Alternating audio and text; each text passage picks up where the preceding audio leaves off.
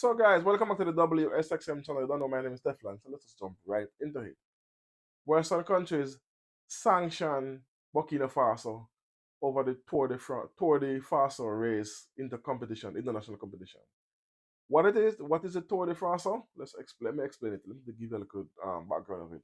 Tour de Faso is a major cycling event, international cycling event, sponsored and recognized internationally as um, the go-to event in Africa and the African continent for cycling.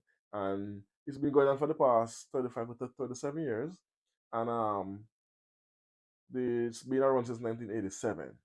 So Tour de France is like is the equivalent to Tour de France, where you have the major cycling international competition in France, where every country goes there to take part. Same thing in Burkina Faso, Tour de Faso, same concept. Countries from all over the world go there as well to take part, including Russia. Hence, where the problem lies, because Russian athletes are barred from taking part. When they found out the UCI, let me look it up. I'm gonna tell you what the UCI actually stands for. I had it, but slipped my mind. What is the UCI? And that ban the sanction Africa. Okay, the Union Cyclist International. That's what the UCI stands for. So the current president is from France, and the headquarters is based in Switzerland. So when they found out that there's a six-man team of Russian cyclists taking part in this race, they sent a letter to Burkina Faso, telling Burkina Faso they cannot have the Russians wearing their colors, like wearing their uniform and having their flags representing Russia in this race. Otherwise, they're gonna ban them and sanction them, which is what they did. So let me tell you what the Burkina Bay government responded. Because we know how Ariam Chori is, but the minister of um, let me find it here. I have the response here. The minister of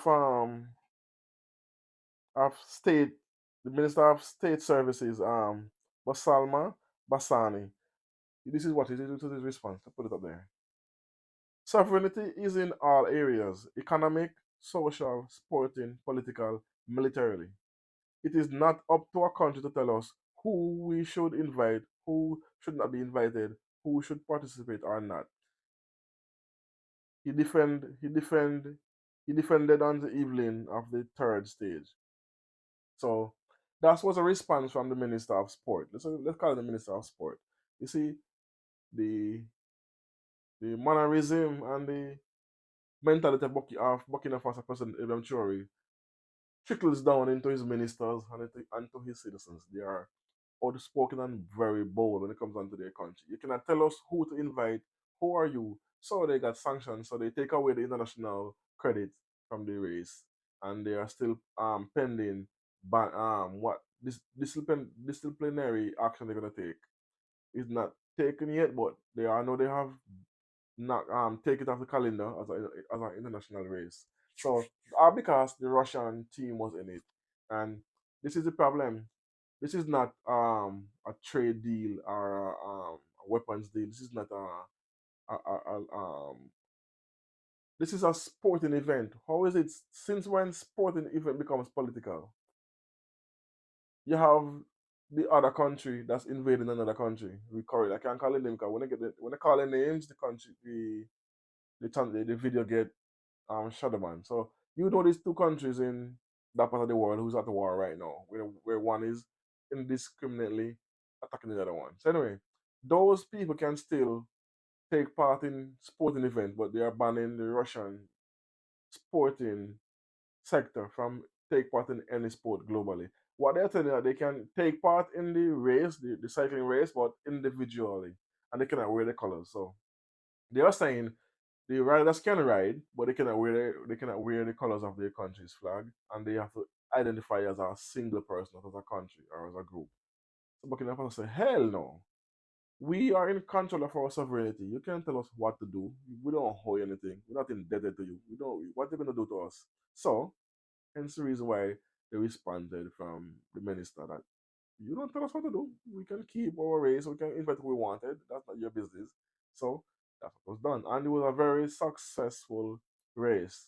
And the race the some of the people in the racers who took part, they praised in a press conference they were they was praising Abraham Traore, said that they Abraham Traore is like a president to them, and they don't want to leave Burkina Faso. Some of them stated that they're going to stay there for a little bit longer to enjoy the country, and they will be coming back next year for the next Tour du Faso. So this shows you that the pettiness of Western countries, because there's no way this decision was taken by the president of the UCI, this Union of Cyclists International. This was done by the most likely by the French and American government, for because they have nothing on Burkina Faso. Burkina Faso does not use their currency, so they cannot sanction them for the US currency. They do not buy anything from them because Burkina Faso trade with China, Russia, Egypt, Turkey, Brazil, India, and those countries. So they don't have nothing to do with America. So you cannot sanction or penalize them. They don't go nowhere. Abraham Traore does not travel to these countries. He have no reason to. His ministers do not travel to these countries. Only the ambassador does. So what are you going to tell them? They can't get a visa like they would like. Just what they did to President Nana Akufo and his ministers in Ghana recently. They banned him from traveling to certain countries because he's a puppet. Anyway, Evan Churi, on the other hand, does not owe anyone. He is not indebted to no one. He don't have any loans from no country. So what they're gonna do here? So they pick on this race by try to ban the by declassifying the race as a regular race instead of an international race, and they're spending penalties. They say that it's coming, but knowing what this country stand for and what these people stand for, they don't care. You can do what you want, do your worst, because they are not going to uphold or listen to any Western countries, marginalists, any Nancy Glory, any whatever they want to play, because this is a sporting event where sport should bring everyone together, not tear people apart, and they're trying their best to do everything to first hamper Russia from shining on the global stage, sport wise, and taking a shot at Burkina Faso, because they sent the ambassador recently to Burkina Faso to work with Ilham Traore. Or according to them, they came there to open over 500 new schools and books, and so Abraham Traore said, if you want to help us unblock the weapons, the fighter jets we bought from Brazil, you are stopping from coming here. Release it. No, they don't want to do that, but they want to come and talk about they want to build schools. Abraham Traore just opened over 500 and something schools in Burkina Faso, free education. So they don't need no help in that department. But because why the Americans could block the sale of the fighter jets from Brazil, because some of the components in the jet is American parts, so they can block it. That's the only reason. But he did buy jets from Turkey and Russia and China, so you have some. But sorry, America not really want to do work with Burkina Faso. So the ambassadors there, and there's news channels, Western news channels stating, oh, Abraham Traore is planning to work with the US. That's a lie. There's no such deal. There's no such thing. He told them, basically, get from here. What we want, you don't want to give us. You just want to come and say you're going to build schools. They are basically snakes in the grass. So he refused to. So those are false news. Abraham Traore is not working with the Americans or the French or no Western countries. He's working on solely with trade wise and with Russia, China, Turkey, other African countries, Egypt, Morocco. I think Saudi Arabia is also working with them, so you don't need the US. Anyway, so let me know what you think about this so-called ban by the Americans to not Americans. Let me not say Americans. Allegedly neither.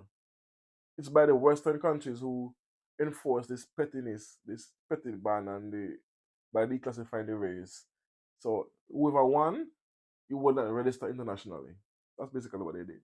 So, and the Russian did actually win. So, hence the reason why they end up enforcing this ridiculous sanction via the UCIA. Since when these organizations are becoming political, as I said, that's how the world works. There's no such thing as democracy anymore.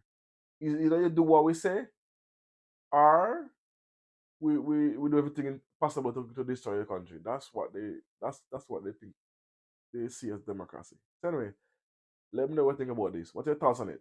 Hit me up in the comment section. You don't know. Thanks for watching. Boom.